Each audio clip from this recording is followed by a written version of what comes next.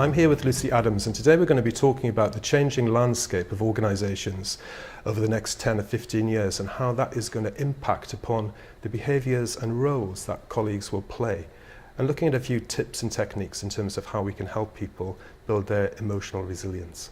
Lucy, in terms of thinking forward to, let's say, the next 10 to 15 years, what kind of organisations would you be expecting to see? I think we're already seeing these changes, and the key changes that we're going to see accelerate over the next 10 years or so are a fundamental disruption in the traditional business models, largely driven by technology. The other key trend is around the kind of collaboration and sharing economy. So a classic example of that would be Airbnb. So Airbnb came from nowhere, doesn't actually own anything.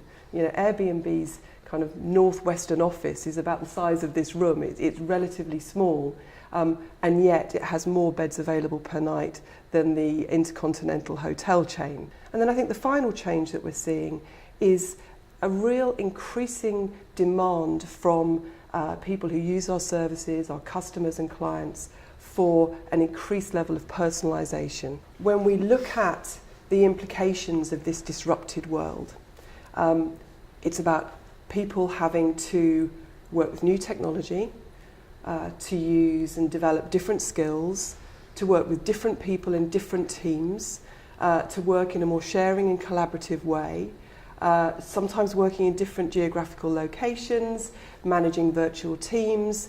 All of this is really scary stuff. Well, I think certainly when you start to look at types of organisations, those who are sharing and collaborating, you've got to have some kind of difference, because having kind of that culture clash is not going to bring effectiveness in terms of delivery.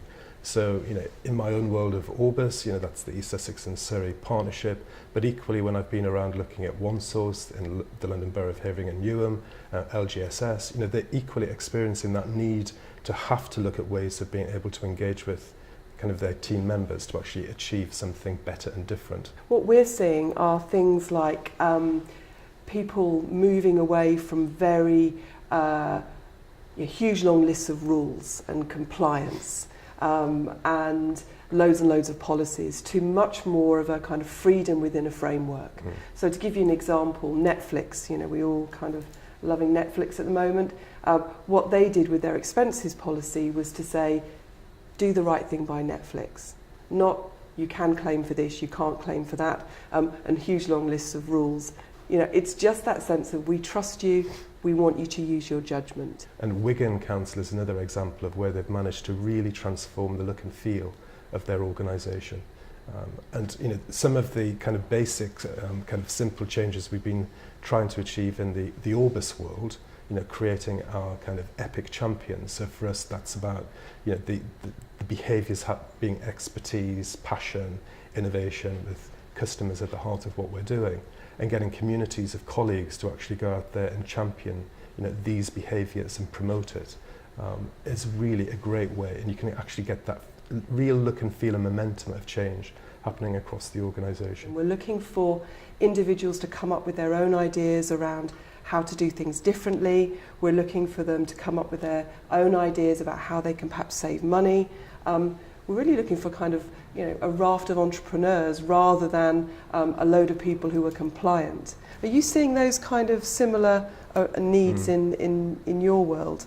Certainly that ability to recognise that change is a given and it's not going to stop. So therefore you've got to have the ability to be able to cope with that. Some element of ambiguity. And one of the big things we've been wrestling with in Orbis is about co-creating the design and look and feel of the organisation. Of course, colleagues are used to being told how it's going to be for them.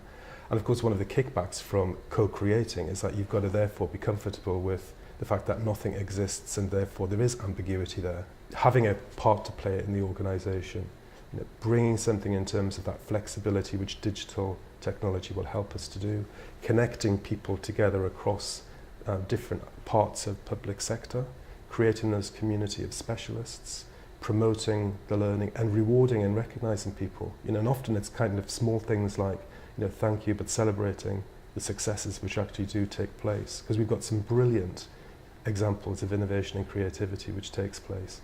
but often we're just kind of a little bit bashful of kind of promoting that and sharing it. What are your views on how HR needs to change to help support this move? Well, there's certainly that kind of key need of driving away from finding the answer in a policy. You know, they've got a place, of course they have, in an organisation to bring some kind of foundation for people to refer to, but being obsessed with policy, rules and regulations is not going to provide us with the answer, particularly when you're looking at the need of working in collaboration and in partnership.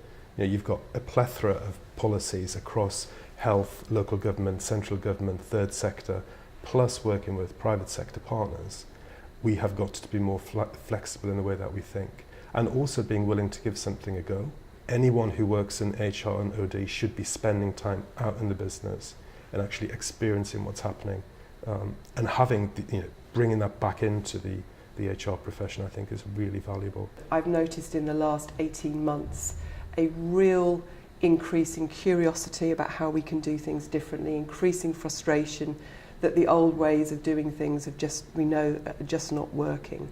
So as you say, whether it's a policy solution to a problem or a one-size-fits-all process to a solution, we're seeing that there is a real growth in quite entrepreneurial approaches, ideas, whether it be getting away from annual appraisals, new approaches to engagement, different forms of talent management, ideas about reward and recognition, the use of digital and how that can help support HR. I think it's a really exciting time.